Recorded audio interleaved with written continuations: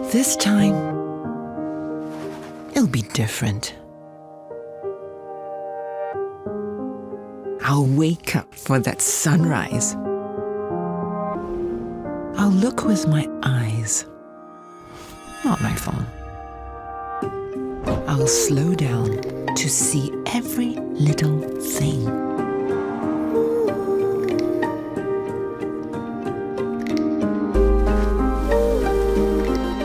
I'll make tomorrow a brighter place.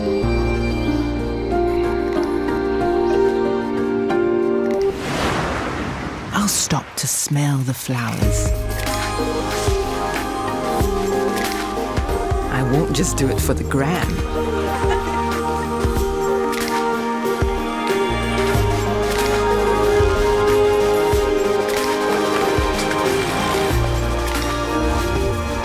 I'll say yes to everything.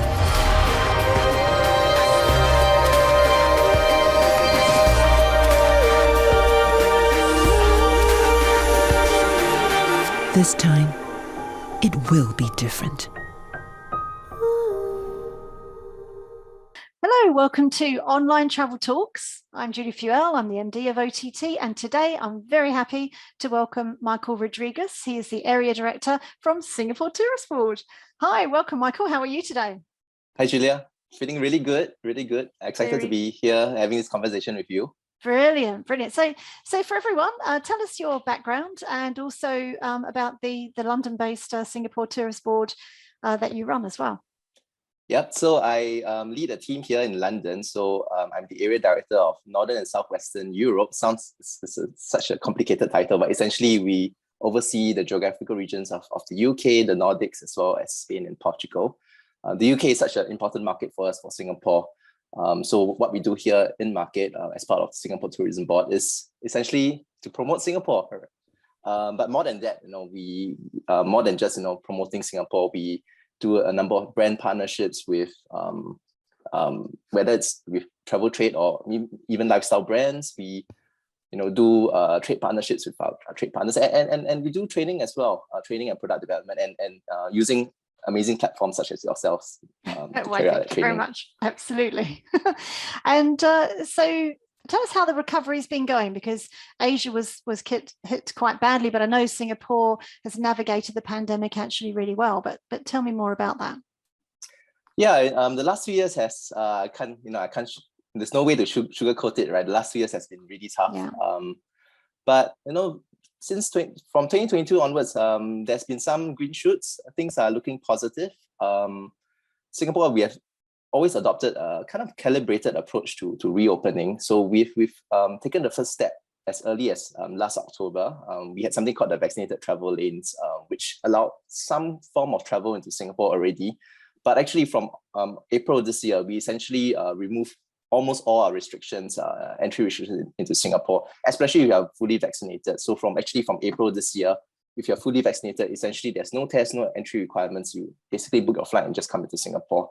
And through that, we've really seen some positive uplift in visitor arrivals.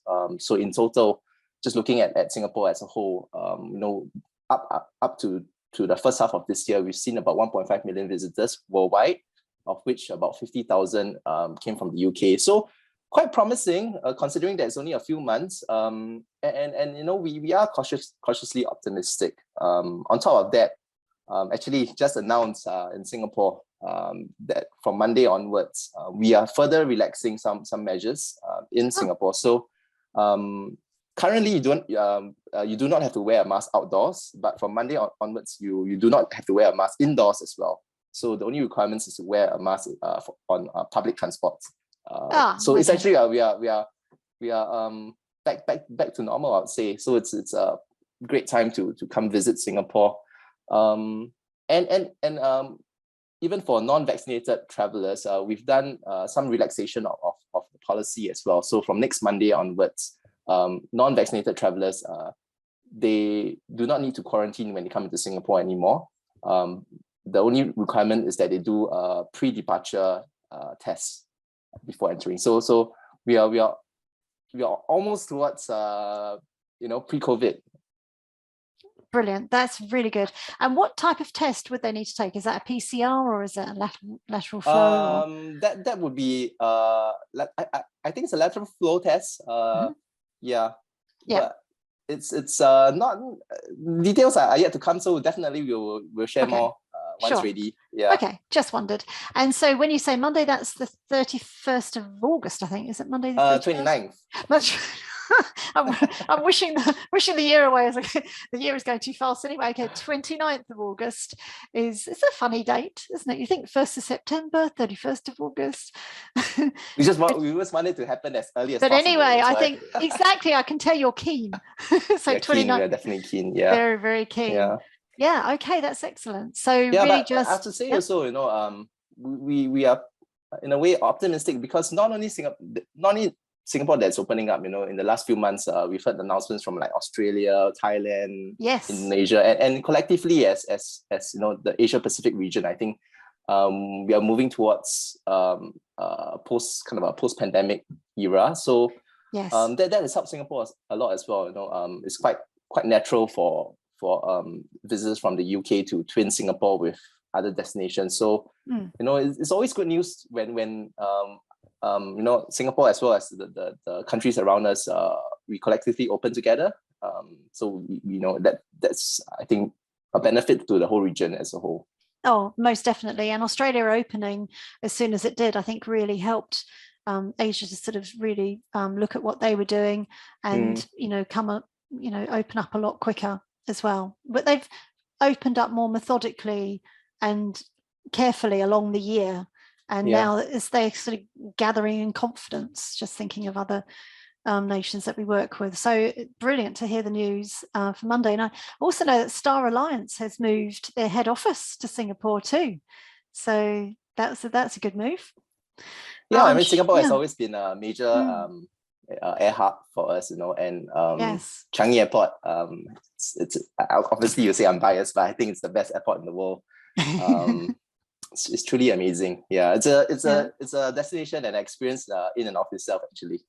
Brilliant. So having the air hub, having air traffic again recovering back to almost pre-pandemic levels, and that's amazing. That is amazing. That is excellent to see. So getting over to Singapore, are there any new attractions or new things that have come up in the pandemic that would be good to know about? Oh, where do I start? Although the last 2 years have been tough, I think we've not stopped looking at developing experiences and products. Yeah, in fact, one thing that we did is because our borders were essentially closed for the last 2 years, we had to rely largely on domestic tourism. We were able to kind of hone a lot of our experiences and test it out with the domestic audience, right? And that the domestic audience are the toughest critics because they'll say they know everything, right? So we've developed a lot of new tours. We call them the passion tours. So a series of experiences that dive deep and into, I guess, unique experiences in Singapore. One example, just off the top of my head, is the Singapore sidecars. Basically, you sit on a little Vespa sidecar. You get brought around the different precincts in Singapore to experience kind of like different cultural areas of Singapore and things like that. So something a little bit different. So that's something that we've been developing. Of course, sustainability is a big part of what we believe in as a nation. And for Singapore, sustainability is so important. It's not just a buzzword. It's about survival for us. We are an island city-state.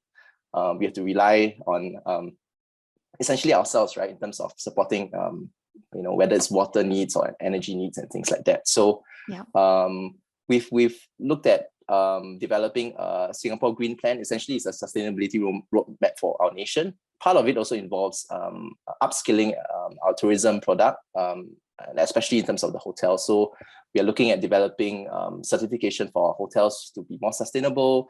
We have some hotels in the pipeline that are net zero. So for example, the Pan Pacific Orchard is coming up in 2023, and that's you can just Google it online. It's an amazing build, and it's a net zero hotel right in center of Orchard Road, which is in our main kind of retail district. In terms of other big upcoming developments, our integrated resort. So we have two in Singapore, Marina Bay Sands. I think people are quite familiar with, that infinity pool. Oh, yeah. The rooftop infinity pool. So they are also looking at expanding, and they're going to build a fourth tower. So that's coming up in a few years' time. Resorts World Sentosa. So that's where another big integrated resort on Sentosa Island. So they are also expanding their footprint in Sentosa. So lots of things happening, lots of hotels in development, new attractions coming up, new attractions open as well. So yeah, a lot to offer. And I forgot to mention food and beverage. So that's Singapore. You can talk. Mustn't forget the food. Yeah, that's we are so passionate about our food. Yeah. So we just had our Singapore Michelin Guidebook released for 2022, and now we have 52 Michelin starred restaurants, and even the Michelin starred hawker centers. So hawker culture is so big in Singapore. Hawker culture essentially is street food.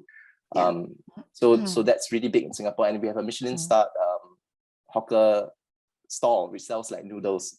Really? Yeah. So for maybe like £5, you can get a bowl of noodles, Michelin starred noodles. And that's Michelin star, and that's street food. Street food, yeah. Yeah, I thought I was just checking I heard right.